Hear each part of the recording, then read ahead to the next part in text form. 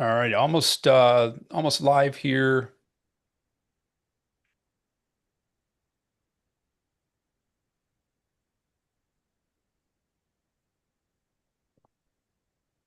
All right, we are live. Welcome to this week's WTF Wednesdays, which stands for What the Function, for anybody that's not familiar with that. Of course, each Wednesday we bring on a different business function expert, and very excited to have Dwight here today. Dwight Group.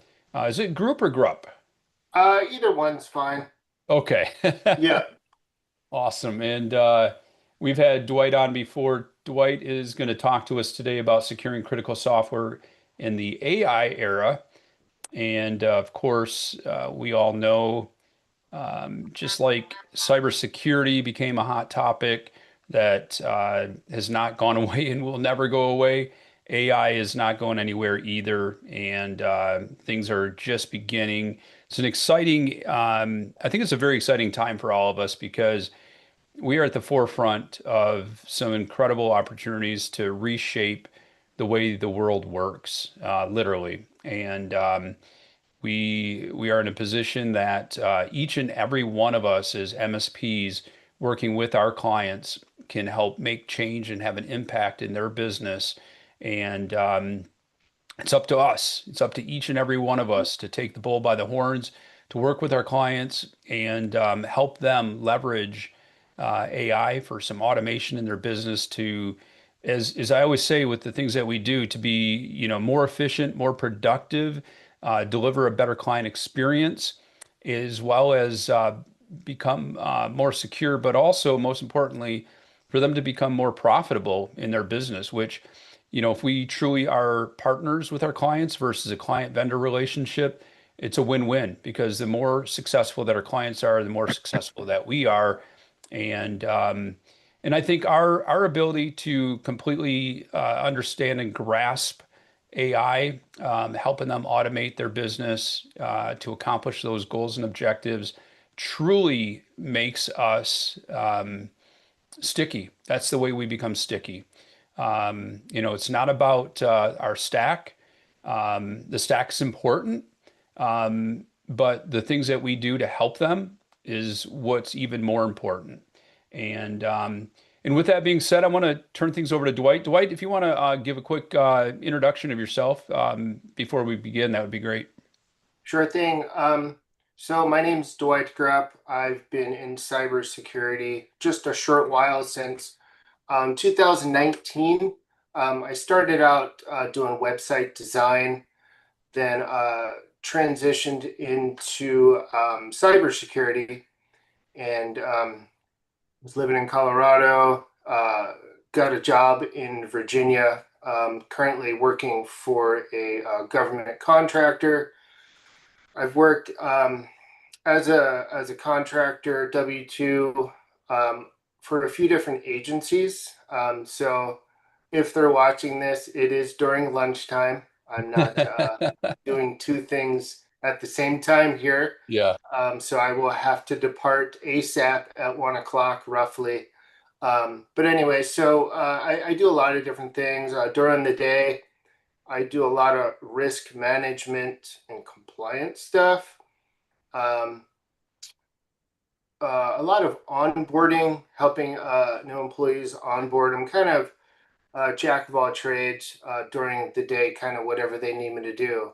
On the side, I'm running a side hustle company called Galileo, doing mostly penetration testing and compliance, helping small, medium, large size companies trying to break into the federal space as well, also state, local, and education. Essentially anything pen test and to help customers meet compliance needs that they may need. Doing a pen test is just one small part of um, companies who need to meet compliance, and so that's what I like doing. That's what I'm doing on the side in the evenings. Um, so that's me. As far as our topic today, how to secure critical infrastructure with AI.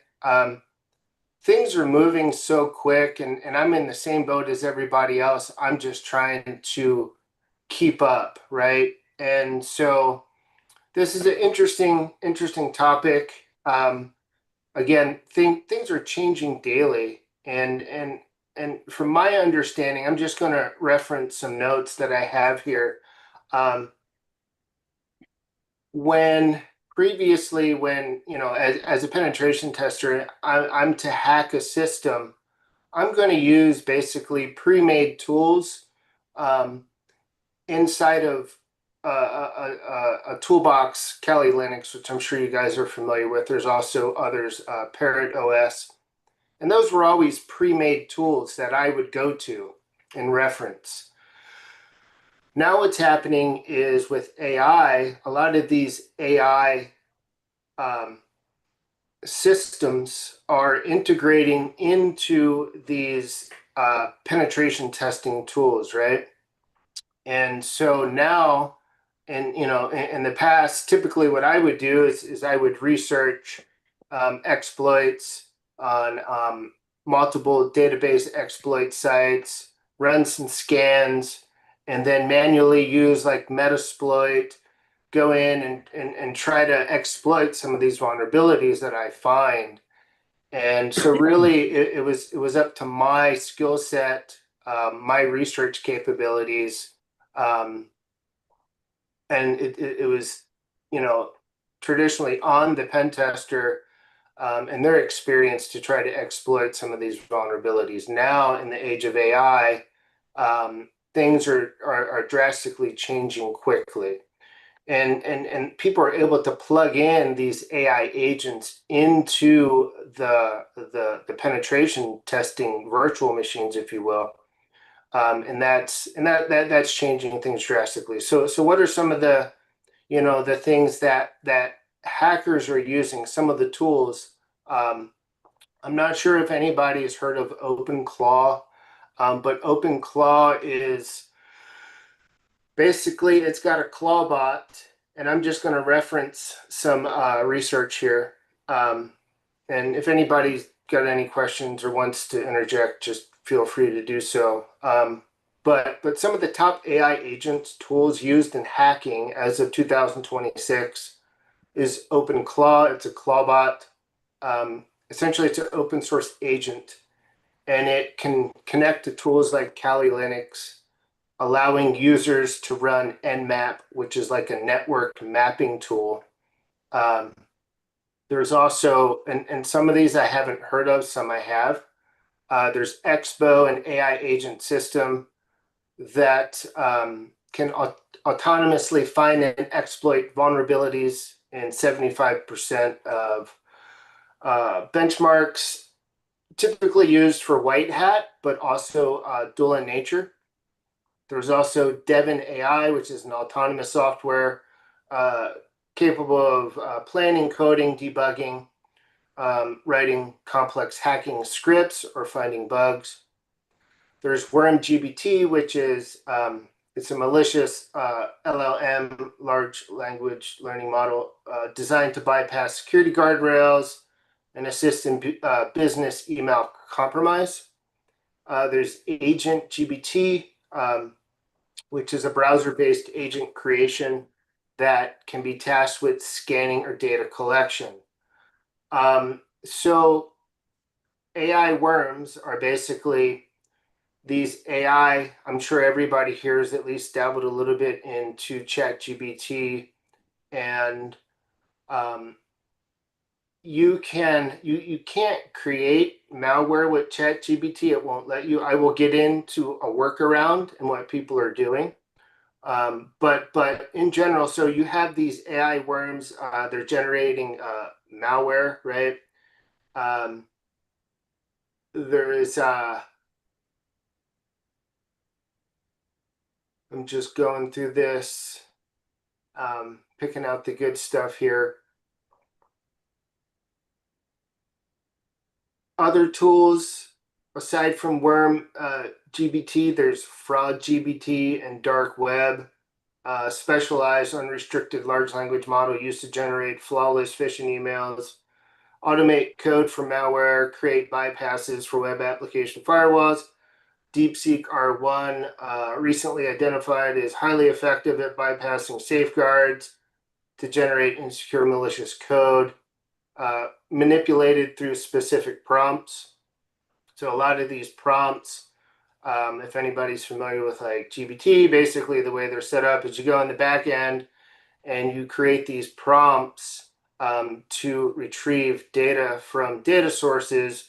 And so when somebody asks a question, the prompts will then reply with the answer based on uh, the data sources uploaded in the back end.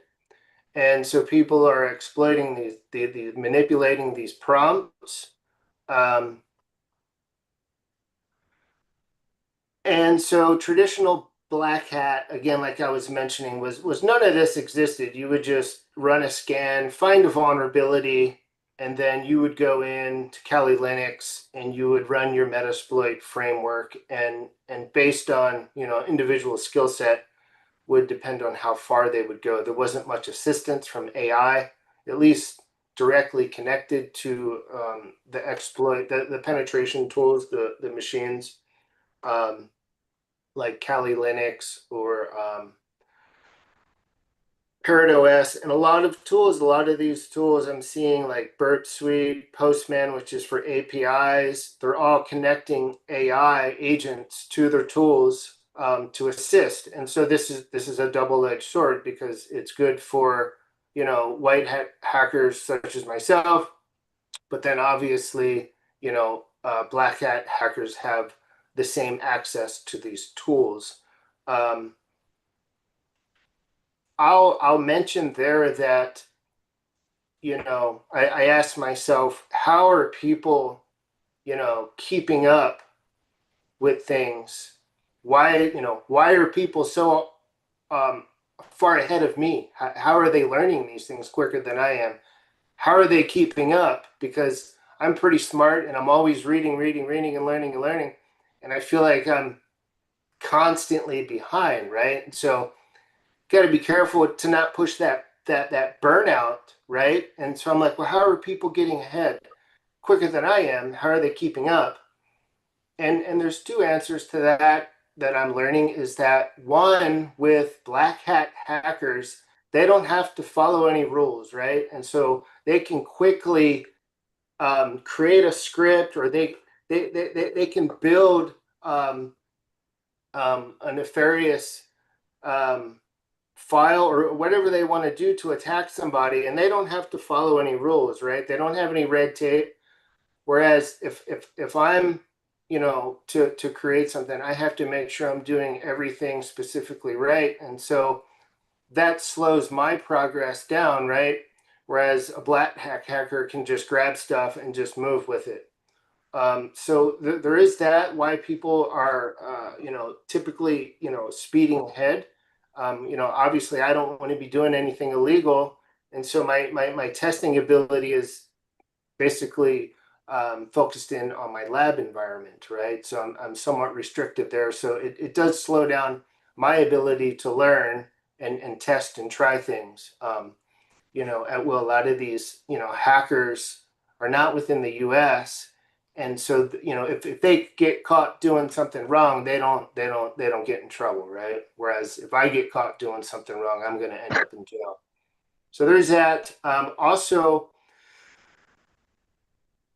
before I get into that, I'll just keep referencing this. So with just recently, there's two things here. So if I go into ChatGPT and I'm like, hey, create a malicious malware or a script for me, it won't give it to me, right? It'll say, I can't provide you with this information.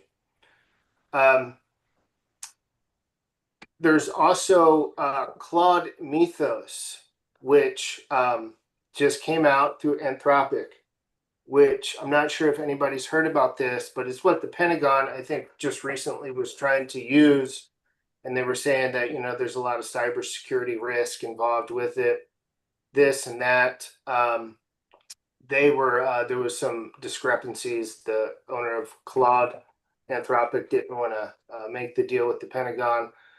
I'm sure everybody has somewhat followed that, but at the end of the day, so you have ChatGPT, you have Claude Mythos, and then there's another one that I have here, and I can share all these links with you if you guys are interested. It's called Pingu Unchained LLM, and it's for unrestricted uh, high research.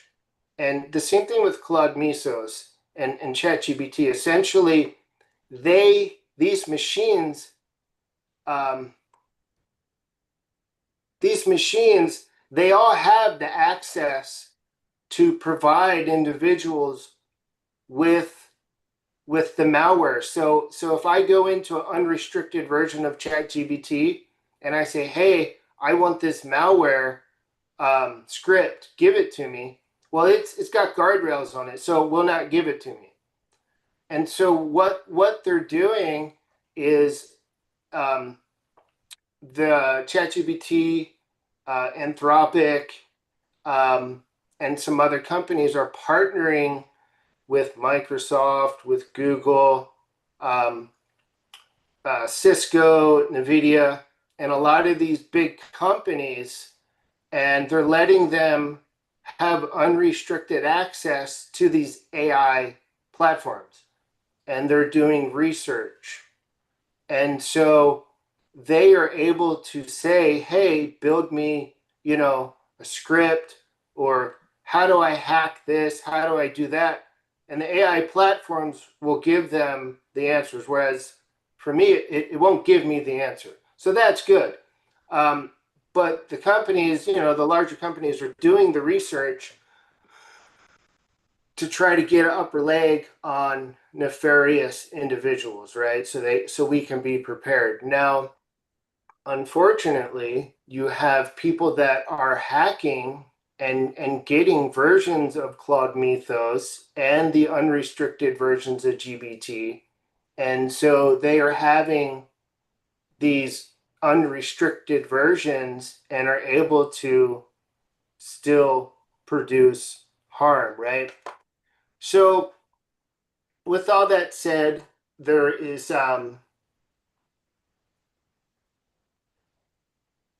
the there's solutions, right? There's solutions to everything. And so I'm not here to make it sound like gloom and doom. This is just the reality of where we're at, what's going on. And so, essentially, I think where we're at now is we're kind of in limbo to some extent. Um, there is a project that, and this is probably one of the most valuable things that I could share if you guys haven't heard of it. It's called Project Glasswing, and it is sorry about that. It is through Anthropic, and it's just recently. And that's kind of what I base this topic on today. Is it's called Securing Critical Software for the Era of AI.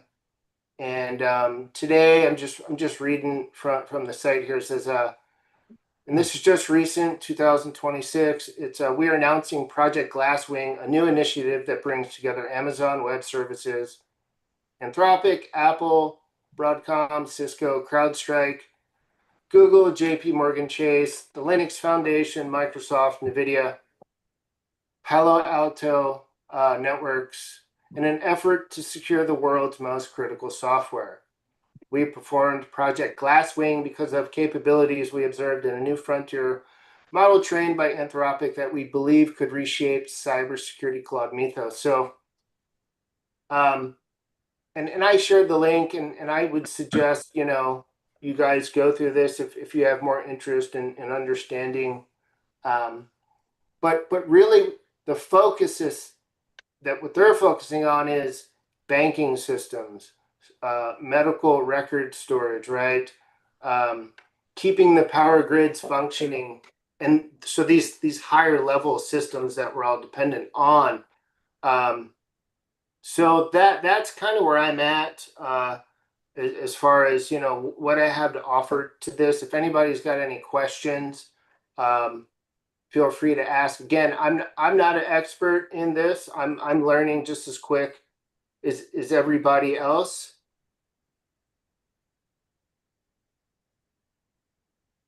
Yeah, Randy, agreed on that.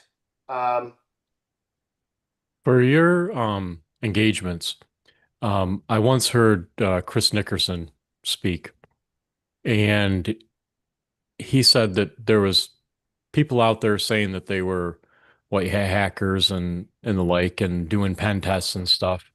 And basically they were running port scans and then giving the end user a CVE list and saying, "Oh, look, here's all your vulnerabilities." And then a lot of them were like, "So prove it." And so like and he gave the example of like a Ferrari dealership contracted with him and stuff, and other places had said, "Oh, well, we don't think that this lock is secure and all this kind of stuff." And so then they hired him, and he paid a guy off in one of the service bays, got one of the keys he knew he would need later, picked the lock on the door, figured out where the cameras were when he kind of cased the place earlier, got in, opened the doors, pulled a Ferrari out, pulled it back in 180 degrees, parked it, and then closed up and was out of there. And then next day, meets with the owner and there you go. And so he likens his work to, okay, there's all these CVEs out there and all that stuff, but can you really exploit this? And with the work that you're doing, you mentioned like Metasploit.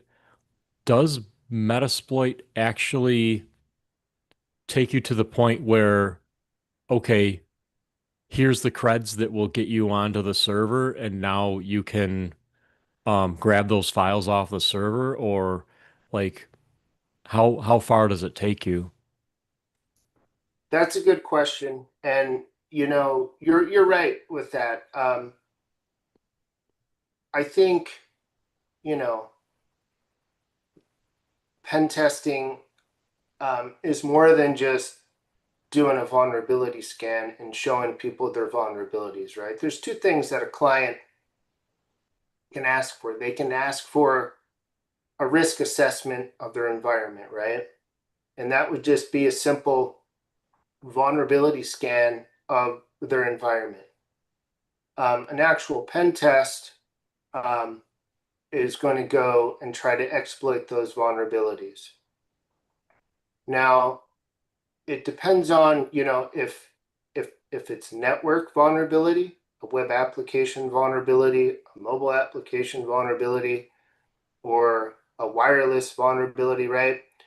And so the protocol is, let's say it's a web app vulnerability, and we found a CVE.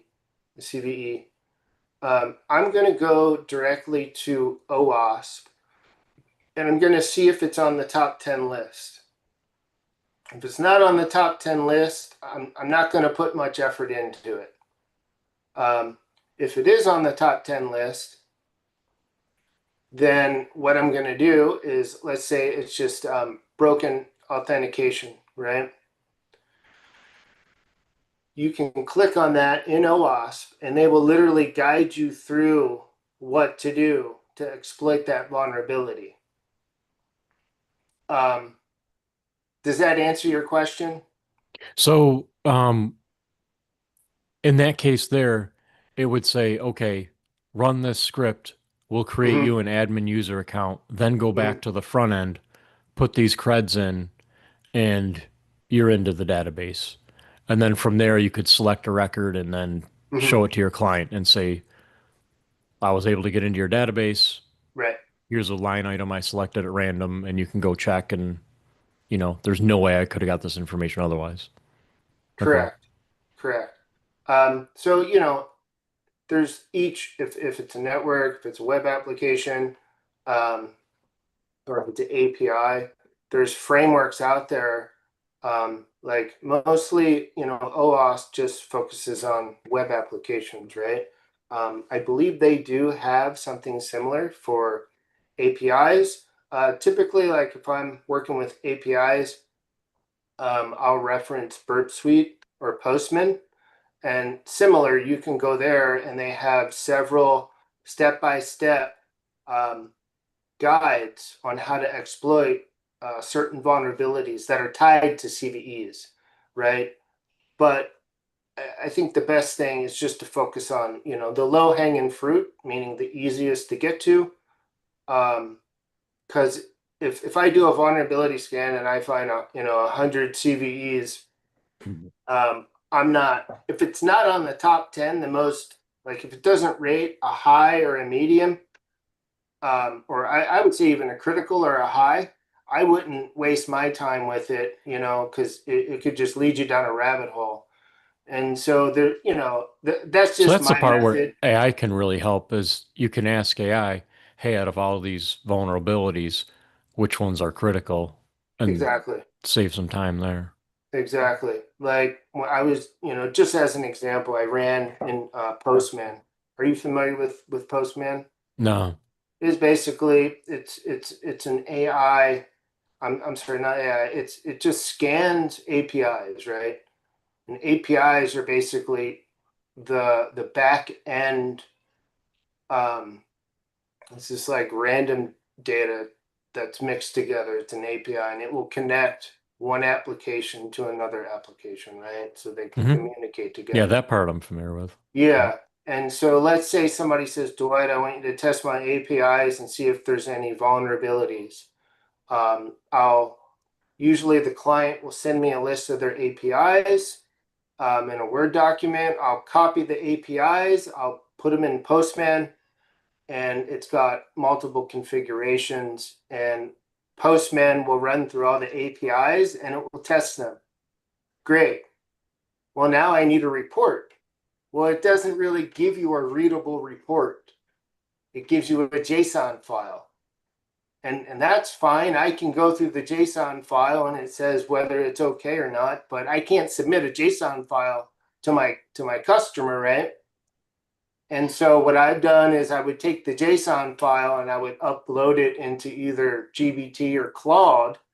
And like you said, ask it what are the highs, what are the concerns, right? Because I'm not going to spend, an hour, and it doesn't even take an hour usually. You can go through it and it says whether it's okay or not in green. Um, but I'll upload the JSON file, say, create me a diagram for these APIs based on this JSON file and give me, the critical high vulnerabilities, however you want to word it, and it will create you a diagram, right? Um, and use that as something that the client can see and it's not technical because the idea is I don't want to give my client a bunch of JSON files and be like, here you go. And they're going to look at this and be like, well, what is this? My main goal is to be a filter, to take all the technical stuff and make it easy and readable to my client, right? So they can understand, okay, this is what's good, good, good, bad, bad, bad. What do I need to do? Um, to, does that Yeah. answer you? Yeah, that answers my question. Actually, you started answering my second question without realizing it. My the next question I was going to ask is with so many clients having no internal servers of their own and all of their apps are web-based, do they tell you what apps they're using and then you have to take it from there or um, how does that work? Because I'm thinking of so many clients that there's nothing left at their office, so there's no ports open on their firewall from the outside because everything is cloud-based. So the day of like getting an email from them, looking at the IP and knowing they had an Exchange server on-prem and now Mm-hmm. you have the IP, and then just hitting the IPs in that block and seeing if any of them respond as a web server or whatever, and everybody had their own IS server, Hmm. those days are gone. Hmm. Now you've got people working from home, and even if you did have something at corporate, you might not capture anything because they're going out to websites. So, what does that engagement look like? That's a good question. And, I don't know exactly how to answer that other than, if are you referencing like an email vulnerability So or let's say you had an MSP contact you, okay? hmm. Hmm. So an MSP would have some sort of PSA. So they got ConnectWise Manage Hmm. or Autotask or Hmm. something like that. And maybe you could even look at their website and figure out which one they were using. Probably using remote control. Again, Hmm. you could look at their website and figure out what they use at least for ad hoc sessions. And from there, you might not know what they're using for accounting, but let's say they're using QuickBooks. Hmm. For you to find a vulnerability in QuickBooks would be a pretty big deal. That'd make Hmm. you fairly elite. But some of Hmm. the other ones, yeah, to find something in Autotask or something like that, maybe. Hmm. But is the client going to tell you, hey, we're using Autotask and QuickBooks and Screen Connect? Hmm. I think, there's the different options for penetration testing. You have a white box penetration test, which means they give you all of their information, right? So they give you their login credentials. They'll give you a mock username and password. And so you can log in as an employee Okay. and, And then and, they'll and see if see you how can far you can get escalate. and Okay. escalate. That's Okay. going to be the easiest, right? Then there's a gray box and a black box. Black box is they give you nothing. And so you're just a total outsider. You have no access. You don't know what apps they're using. That's going to be the most challenging. And then the gray box is they kind of give you like a little bit of both, right? It really depends on the company and what they want. Again, most companies, and I say this with quotes, there's CVEs and issues and everything, right? Um, People in general, they do penetration tests to check a compliance box and then they move on. If it's critical, they focus on it and they'll have their developer team, um, software engineers, um, create a patch and fix it and retest it and see if it's still there. Um, Highs possibly, and then they move on, right? Um, that's been my experience. Um, Yeah, that makes a lot of sense. I hadn't heard of the white box um, yeah. approach before, but when you consider that, like, I don't know what the statistic is now, but it used to be 80% of attacks were insider Hmm. attacks. Hmm. That makes way more sense to go after the 80% and Yeah, give you them can't. There's nothing you an can end do, user. right? And so the most important then it becomes less of a an issue of like hacking your code to just somebody that works inside your company. They didn't get a raise. They're upset and they want to, they want to get their raise another way and cause harm. Or if somebody's let go from the company, then this becomes an issue of permissions and access rights, right? Like if somebody comes on and they're hired on a company, they get special access privileges. They're able to use the company's stack, right? And so that employee will be given permissions to use whatever tools, software they need. If that person no longer works for that company, it's very important for that company to completely remove that individual from their tech stack, any access, any you know, tools that they had permissions to use. And it's also very, very important, I would say, that when you do hire somebody, that you give them the exact read write permissions that they need. Because if you hire somebody that is not a manager, right, that's just doing maybe simple tasks, they don't need to be able to go in and write things. They just need read permissions, right? And so a lot of and this is identity access management. And so if somebody gets hired and it's somebody misses it, and let's say I'm just hired to do basic tasks, right? I don't need access to the database. I don't need admin privileges or nothing. I don't need, I don't need to know that. Somehow they forgot to set my permissions accurately, and they don't know I'm a hacker on the side. They hired me to do general tasks, and now I get in and I'm looking around and I see, oh wow, I have access to their database. So again, it's these lower hanging fruit things that I think, that everybody thinks, somebody's going to hack into my system. They're going to write some fancy script code, and they're going to, hack all these hard to get to systems and things. That's not typically the case, right? That's like very hard to do. Nobody wants to spend the time. So really people are just looking for, again, the low hanging fruit, the easiest way in. Um, like example would be if I'm targeting a company, right?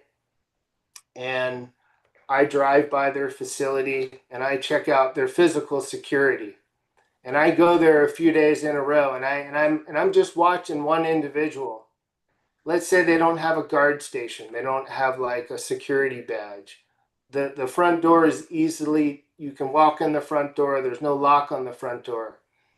Okay, after a few days of looking at that, maybe on a Friday, everybody's busy and excited and they're anxious. Nobody's really paying attention if they have seen me before, right? And so I'm targeting this one individual who I've done research on, who might be able to provide me some information. They walk into the building, they open the door, I walk in right behind them. I kind of just follow him around, takes the elevator up to his office. I wait, I follow him, and then I see where he's sitting, his office, right? And then lunchtime comes, he leaves his desk. I go to his desk and I put in, a thumb drive or something, download everything, and then I'm out of there. That would be easy, right? Mhm. Compared to trying to sit here and you know do complex things. So that's what a lot of people do. And then the other one is just like basic, um, social engineering and manipulating people psychologically, because that's the easiest way in, because people by nature are good people, right? They trust people.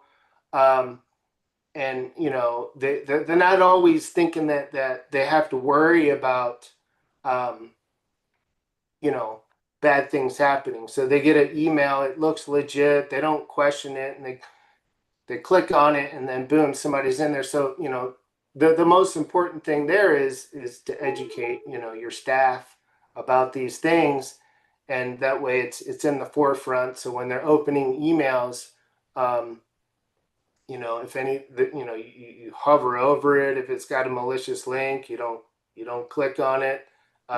So a lot of employee training.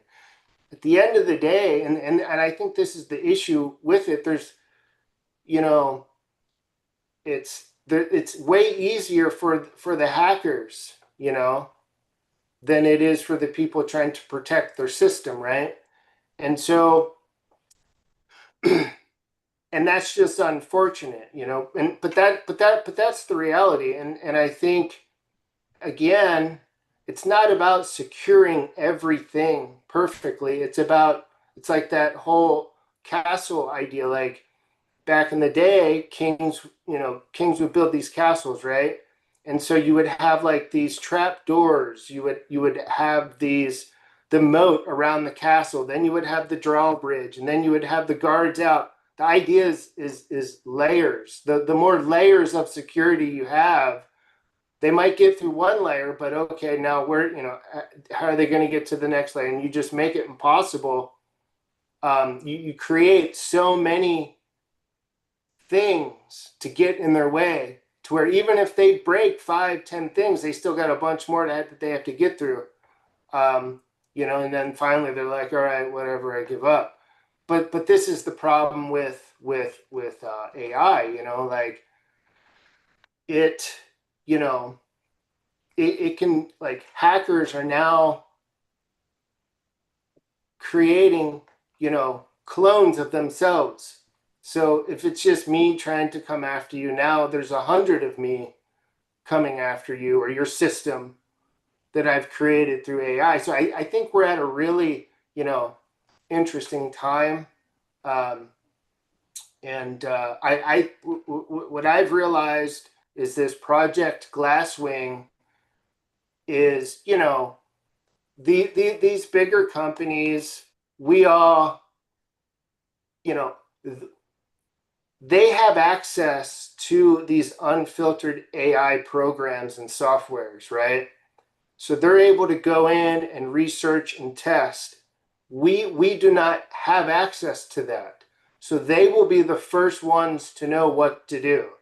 The AWS, the Anthropic, the Apple, they're aware of these problems that we're all facing, right? And thank God, that they are the ones leading the effort and the charge with good morals and good ethics in mind and saying, hey, there's good things and bad things, but we have to be the leaders. We have to figure out the solutions. And then once they do, they'll filter, it'll filter down. And, like CrowdStrike's a huge, company, you know, Palo Alto, there's huge cybersecurity companies that do penetration testing. Who am I, a startup company, penetration tester, trying to compete? But that's not the way they see it. They're leading the charge. They want people to like me and others to step up and do what I can to learn from what they're doing and implement it, right? And so that's how I view it. That's my opinion. I think that's what's going on. So I would say, even though there's all this, you know, concern about, AI and people using it for malicious reasons, I think we're in a transition. So I think right now we will be in the most vulnerable point because we are in that transition. But again, it's just simple things too. Is if you have a password manager, this is a very simple thing. You can use a password manager. It'll create these, 26 character long passwords. You can use passphrases and constantly be using that, and changing your passwords if needed. Use regular antivirus software on your computer. If you're doing anything sensitive, don't do it on your main computer. Do it in a virtual environment. That way, if anything happens, it kills the virtual machine, right? These type things to kind of help weather the storm. That's what I do, right? I use BitLocker on my computer. I mean, sometimes my environment's so secure I can't even get into my own environment, right? And it's like I mean, I can, but it's just ridiculous, Back in the 90s, early 2000s, I didn't have to have a password manager. I didn't have to have an authenticator app on my phone, right? And then so I got to do like 10 things just to get into one thing. What do you And think your most successful uh, attack against a client would have been? Like one where they gave you little, but you got all the way in keys to the kingdom. I mean, most of the stuff that I've found, um, I mean, I haven't accomplished anything too grand because a lot of times what I find is you'll submit a a findings to somebody and they'll say, okay, stop there. We'll just go ahead and patch it, right? Right. Because if I find something, I can't totally ruin their stack. I have to confirm it with them, right? Because, like for instance, a lot of people don't want you doing DOS attacks, right? Because that will eat up their bandwidth and create a lot of unwanted traffic and slow their entire network down. So when I'm doing a pen test, there's certain things that are stated in that pen test. You can't do certain things. And it's like, well, how is that really a pen test if I can't do certain things? The whole idea is to be able to see if I can, cause harm to your tech stack and your environment. But again, it's the red tape, and that's why I say, it's an unfair playing ground because the white hat hackers have to follow rules, right? And part of the rules is you can't test certain things. Well, how is that really helping anybody? Whereas the black hat hackers, they can just go in and they can do whatever they want, and so it's a lot easier. Um, Dwight, can you touch on the OSINT part of it and how AI has made that better? That's usually, start of an engagement is gathering the evidence, doing the DNS checking, looking for the exposed external things. To your point, it's usually not a super crazy, script that you're using to compromise. It's exposed RMM and Screen Connect instances, maybe exposed firewall things with like not patching, like, hey, you left your firewall open and it's a sonic wall, so you can use AI to look at, what vulnerabilities could be used, etc. As some AI has helped a lot with OSINT on that side. So how are you using it for that, or can you expand on that a little bit? um, yeah, I mean, typically, um, in my engagements, it's usually a white, so it's usually a white box, and so I don't have to do a lot of footprinting. Um, and so, because basically they're giving me everything that I would need to do in footprinting, right? Um, does that make sense? Yeah. Now, there's been, engagements where if it's a gray box, typically nobody really does black box because you don't find anything and it's a waste of money. I mean, you do find some stuff, but you can't really. I would say most things are pretty secure, right? And so it's going to take quite a bit of effort to find something. Mostly, if if I'm in a gray box and they give me a list of their applications, um, I'll run Shodan and I'll look for their servers. I'll use who is things like that. Now, as far as integrating AI into that, I haven't done much with the footprinting aspect. Um, so I wouldn't be able to answer that too much. I mean, I do know that, you know, um, if you if I type in anybody's name and I ask for like health records or banking information on any individual, the chat GBT or the Anthropic, it will not give me that personal information. Um, and so, I mean, so that's good. I think with, and I'm just speculating here, um, the AI machines are preventing our personal information from being exposed. Like I can't go and say, hey, what's Dan's social security number or what's his driver's license number? It's not going to give it to me. I might But on have the more flexibility on like they have these background check engines that you can use. Um, and I would probably approach, my footprinting or my, you know, reconnaissance. Again, it just depends on the client um, that way. And with. You said that you started off doing web design stuff. Mhm. Did you have a client that like their WordPress site got hacked or something like that that kind of inspired you and said, "Hey, I want to dig deeper in this direction," or why did you shift gears and move over? Well, that's exactly right. And you just hit the nail on the head. I was messing around with or using multiple different website builders.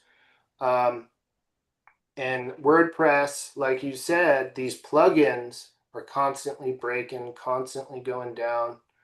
And and I saw a lot of security issues with WordPress websites. And I actually run a tool that will check WordPress websites. It's like WP Scan. Um, it's just a tool that you can find on GitHub, and it will scan WordPress websites. You know, I think WordPress, it's got a lot of flexibility. Like anything, the more flexibility you have, the more options you have, the more um, the easier it is for people to exploit. And so, the more simple you can keep your website builder, um, like if you think of a skiff, right? A skiff is basically like a room that the government uses that's got um, no internet connection, no phone service, right? And so that's as simple as you can get. And people will go in that skiff and they will talk about confidential information. It's impossible, It's like being in an underground bunker. There's no way in. It's as secure as you can get. Um, so I think simplicity provides a lot of security, ironically, but less functionality, right?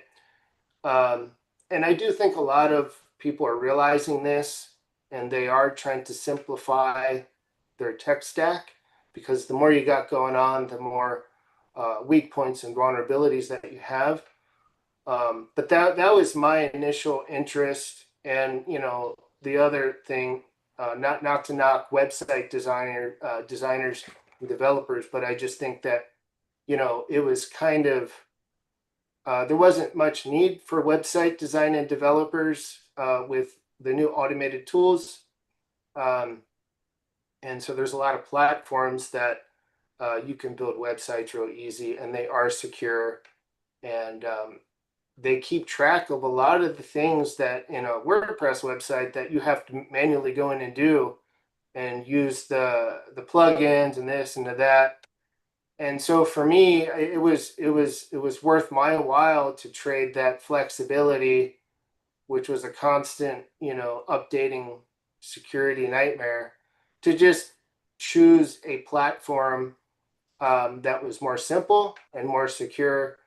And but again, it depends on if you have what type of website you have, right? If you're just providing services or if it's an e-commerce website where you're handling data transactions. But I would still say most popular website builders today, um, like Shopify, Wix, are pretty secure. And I think some people are getting away from WordPress. Some people still use it, but that was really my draw into it. And then I Have, just saw have more you of an heard anything opportunity. about Webflow? I have not, no. Yeah, when I say I switched to it, my Mhm. developer switched to it.